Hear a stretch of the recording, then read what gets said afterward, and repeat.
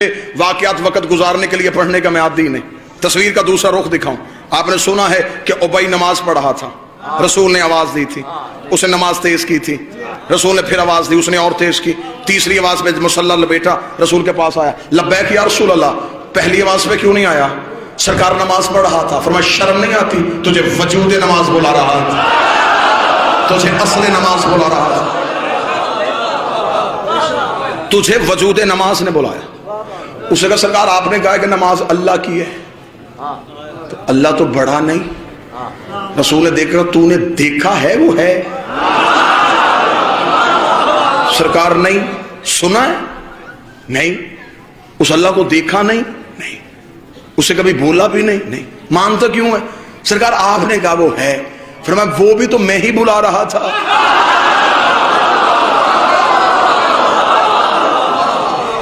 اب میں جملہ دینے لگا ہوں, میری ہے کا نام دین ہے, نہیں کا نام دین نہیں. میں نے بلایا بس. یہ تو واقعہ آپ نے سنا. تصویر کا دوسرا رخ دیکھنا. ابی رسول کی محفل سے اٹھا اور صحابہ کی محفل پہ چلا گیا.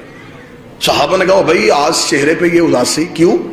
ابی نے کہا آج بوڑھا ہو گیا تھا, آج پتا چلا ہے, شریعت کے مسئلے سے بے خبر رہا. آج مجھے نبی نے پاس بلا کے سمجھایا ہے کہ جب نبی آواز دے تو نماز توڑو اور نبی کی آواز میں لبیک کہو. یہ مجھے آج پتا چلا ہے. اللہ کی نماز توڑ دی جاتی ہے نبی کے بلانے پہ, اللہ کی تسبیح روک دی جاتی ہے نبی کے بلانے پہ. اتنا کہنا تھا. ابی نے کہا کہ آج مجھے مسئلے کا پتا چلا. ساتھ بیٹھا تھا ایک 450 سال کا جوان سلمان.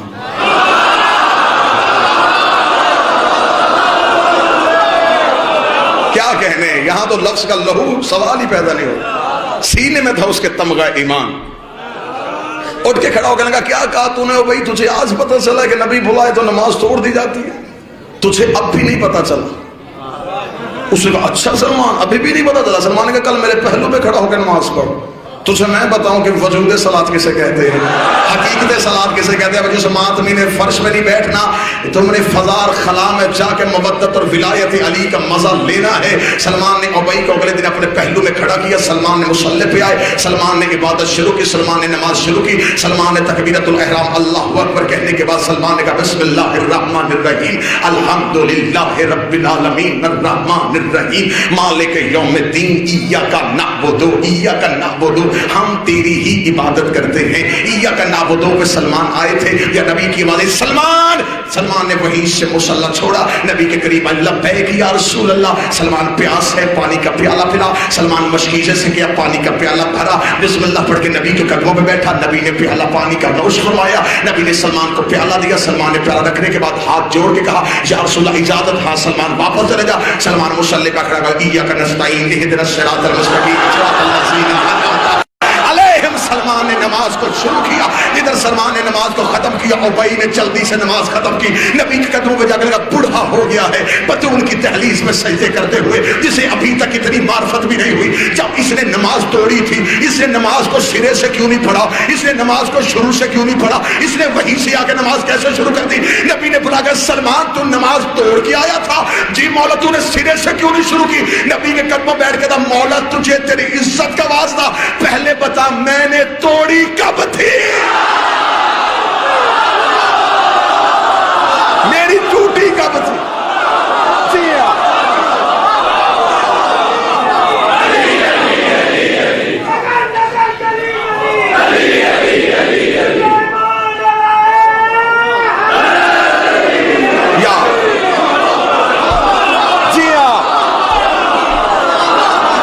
میری نماز کب ٹوٹی؟ میں تو اطاعت حجت میں تھا. تصحیح کرے وہ اپنے عقیدے کو. جو بندہ یہ کہتا ہے کہ سلمان بطول کی دہلیز پہ جھاڑو دیتا تھا, جھاڑو وہاں دیا جاتا ہے جہاں گرد ہو, جھاڑو نہیں دیتا تھا. سلمان ہر صبح جا کے دہلیز عصمت پہ سجدہ کرتا تھا. ادھر مؤذن مدینے کی مسجد سے اذان دیتا حی علی الصلاۃ. سلمان بطول کی دہلیز پہ آتا, دہلیز پہ آ کے سجدہ کرتا, پھر مسجد میں جاتا. ایک دن ایک صحابی نے نبی کی ابا پہ ہاتھ رکھ کے کہا اس سلمان بوڑھے کو یہ تو بلا کے پوچھیں حی علی الصلاۃ پہ مسجد میں آیا جاتا ہے، یہ بطول کے دروازے پہ جاتا ہے پھر مسجد میں آتا ہے؟ نبی نے کہا سلمان انہیں کیوں نہیں بتاتا وہاں کیا کرنے جاتا ہے؟ فرمایا انہیں سمجھانے کے لیے جاتا ہوں یہاں اسی کی قبول ہوتی ہے جس پہ وہ راضی ہوتی ہے۔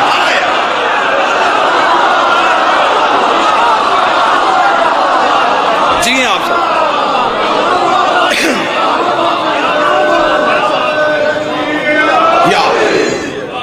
عبادت تمہارے اٹھنے بیٹھنے کا نام نہیں، حجت کی اطاعت کا نام ہے۔ اختیار حجت کو سمجھو، حجت کے اختیار کو سمجھو، اپنے بادشاہوں کے اختیار کو سمجھو تو صحیح، کس اختیار کے مالک ہیں؟ جن کے بہلول، بلال، کمبر، مقداد اور قلندر کے اختیار نہیں پڑھے گئے۔ آج 2 ٹکے کا بندہ اٹھ کے کہتا ہے کہ نہیں سرکار یہ آپ جو کہہ رہے ہیں علی تو ایسا نہیں کر سکتے، اپنی حد میں رہے، اپنی اوقات میں رہے۔ ابھی تو ہم علی کے وجود کے فضائل پڑھے اور تجھ سے برداشت نہیں ہو رہے، ہمیں مجبور نہ کرنا، ہم اس گھر کے جانوروں کی فضیلتیں پڑھنی شروع کر دیں۔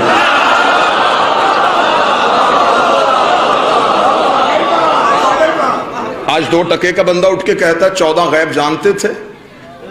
نبی کے گھر میں ایک اونٹنی تھی جس کا نام قصوہ تھا، وہ بھی غیب جانتی تھی۔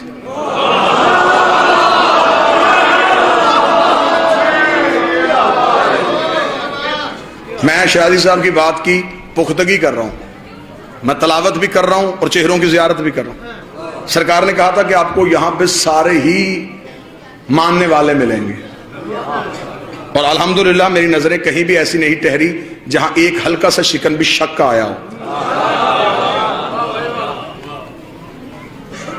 حجت کے اختیار کو سمجھو، حجت کی طاقت کو سمجھو۔ نبی کے گھر میں اونٹنی تھی، وہ غیب جانتی تھی۔ سنی کتابوں سے ثابت کر دیتا ہوں، مسجد کا مولوی بھی ثابت کر دیتا ہے۔ رسول مکہ سے ہجرت کر کے جب پہنچے، سارے لوگوں نے کہا یا رسول اللہ ہمارے گھر مہمان بنے۔ رسول نے کہا کسی کا دل دکھاؤں گا ناراض ہو جائے گا، قصوہ کی مہار چھوڑ کے جہاں یہ بیٹھے گی۔ ایسا ہے یا نہیں؟ وہ بیٹھی آ کے ابو ایوب انصاری کے دروازے پہ، اسے کس نے بتایا تھا کہ یہاں بیٹھنا ہے؟ جس اونٹنی پہ چند لمحوں کے لیے نبی سواری کرے وہ عالم غیب ہو سکتی ہے، اور جس کی خود رسول سواری بنے۔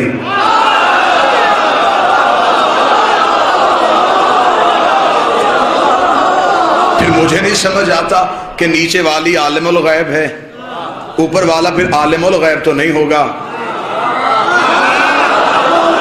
کوئی تو بندہ ہوگا جو ساتھ میرے چلے گا۔ اگر نیچے عالم الغیب ہے پھر اوپر تو عالم الغیب نہیں ہوگا، پھر اوپر تو کوئی عہدہ اور ہے، تو سب اور ہے۔ اس لیے کہ جب نبی نماز پڑھا رہے تو جو پیچھے پڑھ رہے تھے وہ عابد تھے، جو پڑھا رہا تھا وہ عبد تھا۔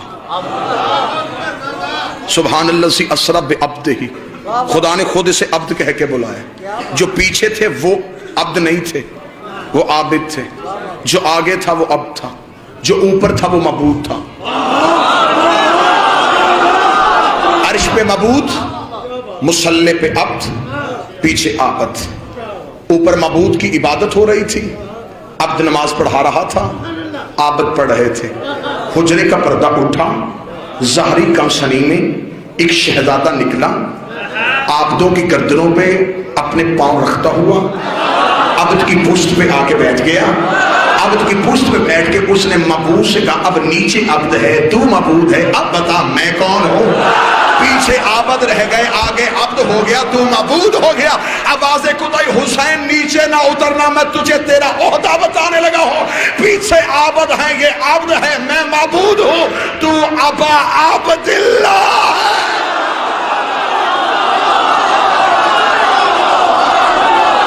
جی ہاں،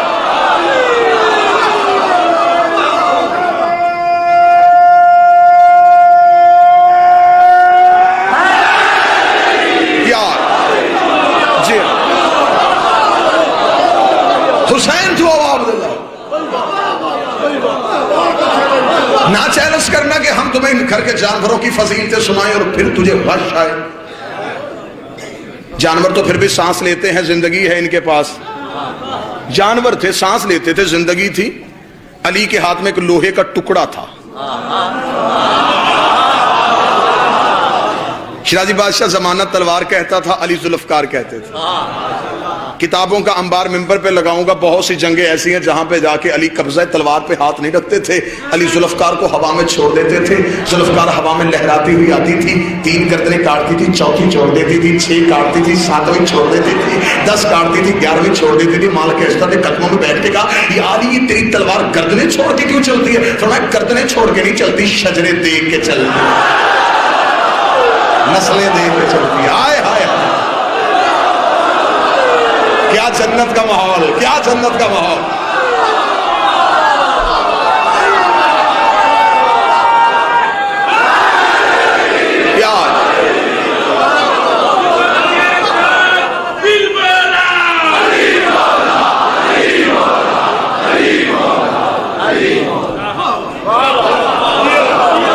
تو یہ تو بے جان کے فضائل سنائیں تو لوگ پریشان ہو جائیں. یہ سانس تو نہیں لیتی تھی نا، لیکن بہت سو کے سانس لے لیتی تھی. خود سانس نہیں لیتی تھی، اسے دیکھ کے بہت سے سانس خشک ہو جاتے تھے، اکھڑ جاتی تھی سانسیں اس کو نیام کے بستر سے اٹھتے ہوئے دیکھ کے. یہ نیام کے بستر پہ سر رکھ کے سوتی تھی تو سارے ہی سوتے تھے.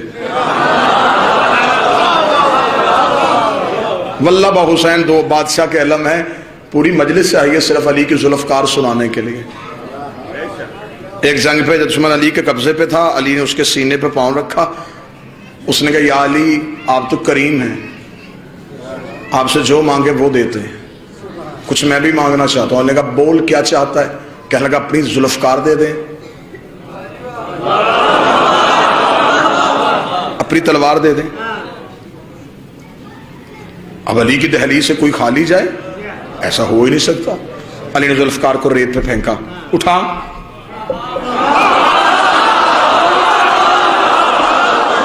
اٹھا. اس نے ذہن میں سوچا کہ جلدی سے تلوار اٹھاؤں گا، الٹا وار علی پہ کروں گا.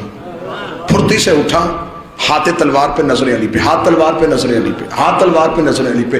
زور لگا رہا ہے، اٹھ نہیں رہی، زور لگا رہا ہے، ہل نہیں رہی. جب زور لگا کے تھک گیا تو وہی ہاتھ علی کے قدموں پر رکھ دیے، رکھ کے کہنے لگا، یا علی معاف کیجئے گا، ہزاروں دفعہ اس تلوار کو آپ کی انگلیوں پہ لہراتے ہوئے دیکھا ہے، میں نے پورا زور لگایا، یہ ہلی کیوں نہیں؟ علی نے چہرے پہ ہاتھ مار کے کہا، بدبخت، میں نے تلوار دی تھی، اپنا بازو تو نہیں دیا.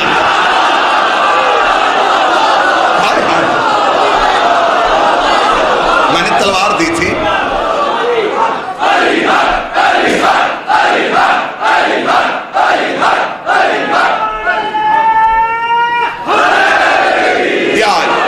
وہیں پہ کسی شاعر نے کہا، کافر ہو تو شمشیر پہ کرتا ہے بھروسہ، مومن ہو تو بے تیغ بھی لڑتا ہے سپاہی. حجت کا اختیار یہ تھا. بس ختم کروں اور یہیں پہ 2 جملے سن لینا. یہ تھا اختیار حجت. امام حسین مکہ سے نکل کے کربلا پہنچ گئے اور حسین کربلا میں جا کے اختیار حجت بتا رہا تھا. اگلا اختیار کسے دے دیا؟ اپنے وقت کے علی کو. یہی پہ جملہ سنیے گا، بہت کم ہوتے ہیں اس بادشاہ کے فضائل منبر سے پڑھے جاتے ہیں. میں شہزادے کا فضائل پڑھنے لگا ہوں، آؤ میرے ساتھ مل کے دہلیز عصمت پہ سجدہ کریں. ملعون یزید شام میں رہتا تھا اور اس نے مدینے میں بیٹھے ہوئے حسین سے بیعت کا مطالبہ کر لیا. آج زمانہ یہ سمجھتا ہے کہ سجاد خون روتے تھے، سجاد لہو روتے تھے، شاید سجاد ہر وقت صرف روتے ہی تھے. اختیار حجت بتانے لگا ہوں. یہ تھی سجاد کی بہادری، یہ تھی سجاد کی طاقت. اس جملے پہ نوجوان سے کیا بچے سے دل سے داد نکلے گی، کیونکہ یہ محنت کا جملہ نہیں، عطا کا جملہ ہے. جملہ خود بولے گا کہ میں شہزادی کی عطا ہوں. مجھے 14 کی طہارت کی قسم، جس یزید نے مدینے میں بیٹھے ہوئے حسین سے بیعت کا مطالبہ کر لیا تھا، پورا 1 سال سجاد اس کے قید خانے میں بیٹھا رہا، اس نے سجاد سے بیعت کیوں نہیں مانگی؟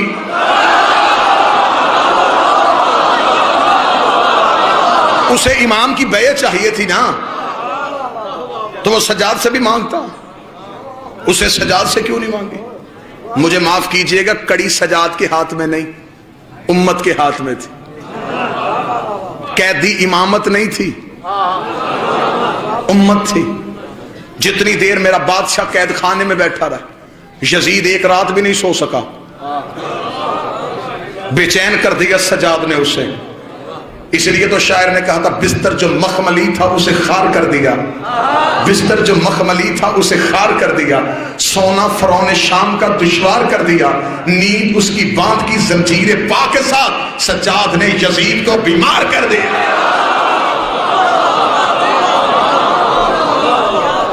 جتنی دیر سجاد قید خانے میں رہے، سجاد نے طاقت امامت بتائی. سجاد نے کہا ہمارے اندر آج بھی اتنی ہی طاقت.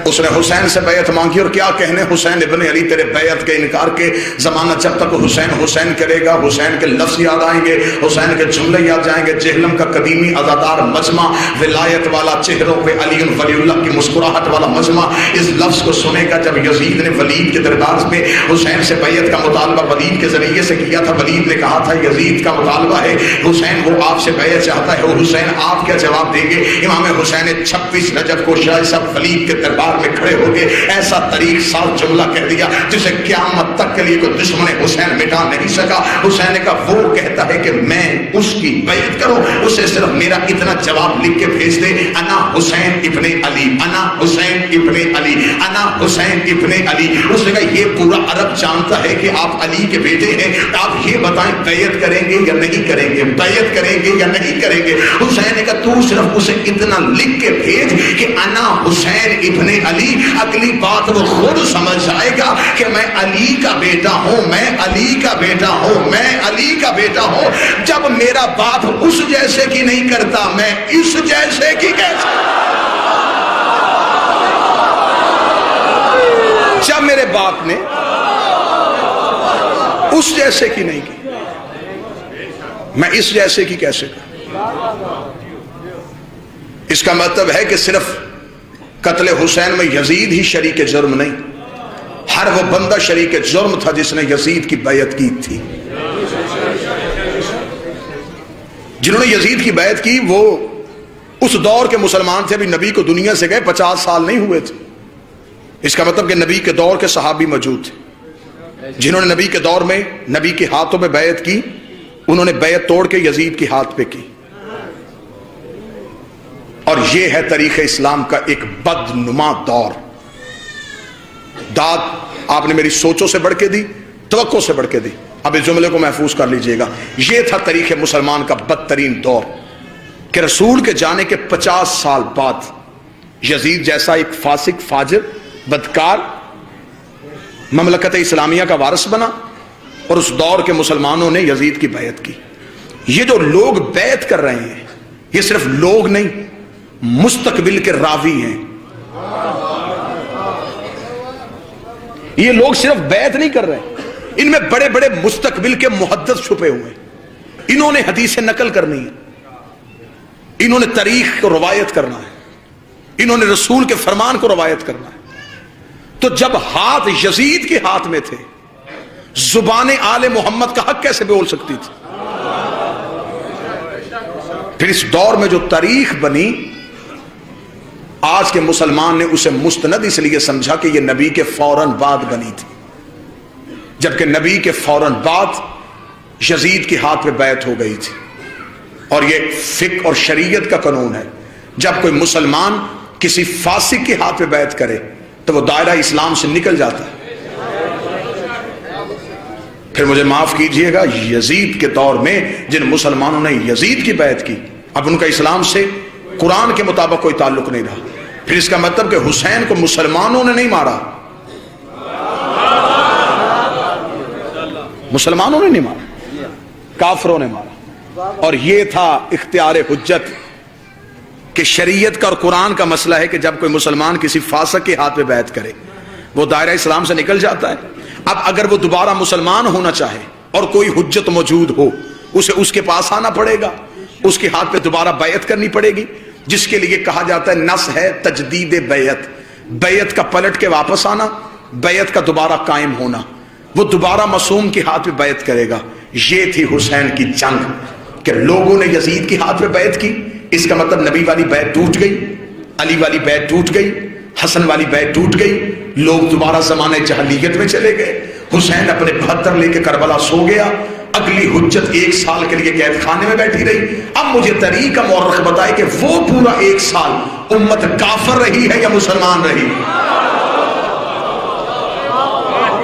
اس 1 سال میں امت کہاں تھی؟ حالت کفر میں تھی یا حالت اسلام میں تھی؟ اس کا مطلب ہے یہ جو امام قید خانے میں تھا، امام قید نہیں تھا، امت قید تھی۔ نقلی بیعت کے دعوے داروں کے چہرے سے حسین اور حسین کے بیٹوں نے نقاب اتار دیے۔ حسین نے سارے بدلے اکٹھے لے لیے۔ ذرا جنگ تو سنو حسین ابن علی کی، کبھی یوں حملہ بھی سنو حسین ابن علی کا۔ حسین نے سارے حملے اکٹھے لے لیے۔ یزید کے پاس آج طریقہ مورخ یہ کہتا ہے کہ یزید غلط تھا، حسین صحیح تھا۔ سارے کہتے ہیں، آپ تائید فرمائیں گے، میں نتیجہ دے کے چھوڑ، یزید غلط تھا، حسین صحیح تھا۔ کیوں یزید غلط تھا؟ نہیں جی یزید کی خلافت غلط تھی، آئے مولوی میری آنکھوں میں آنکھیں ڈالے، وہ اپنی کتابوں لائے اور مجھے اپنی کتاب اور قوانین شریعت کے مطابق یزید کی خلافت کو غلط ثابت کر کے دکھائے۔ تمہارے پاس جتنے خلافت کے اصول تھے وہ سارے یزید کے پاس تھے۔ مسلمانوں کے ہاں خلافت کا پہلا اصول ہے کہ امت اکٹھی ہو کے کسی کو خلیفہ بنائے تو وہ ہوتا ہے، یزید کے پاس یہ تھا۔ پڑھے لکھے احباب تشریف فرمائے، اجماع امت یزید کے پاس تھا، اجماع ہو گیا تھا امت کا۔ دوسرا خلافت کا قانون یہ تھا کہ پہلا دوسرے کو نامزد کر دے تو وہ بھی خلیفہ ہوتا ہے، یزید کے پاس یہ اصول بھی تھا، اسے اس کے باپ نے نامزد کیا تھا۔ خلافت کا تیسرا اصول تھا کمیٹی بن کے فیصلہ کرے اور کسی ایک کو چن لے، یزید کے پاس یہ بھی تھا۔ اس کا مطلب ہے کہ یزید کے پاس تو خلافت کے سارے قانون تھے، پھر یزید غلط کیسے، حسین صحیح کیسے؟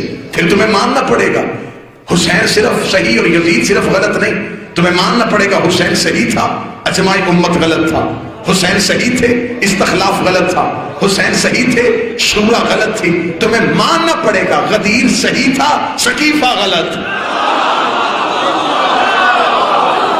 امامت صحیح تھی، خلافت غلط تھی۔ اگر مان جاتے پھر بیٹی علی کی شام کے بازار میں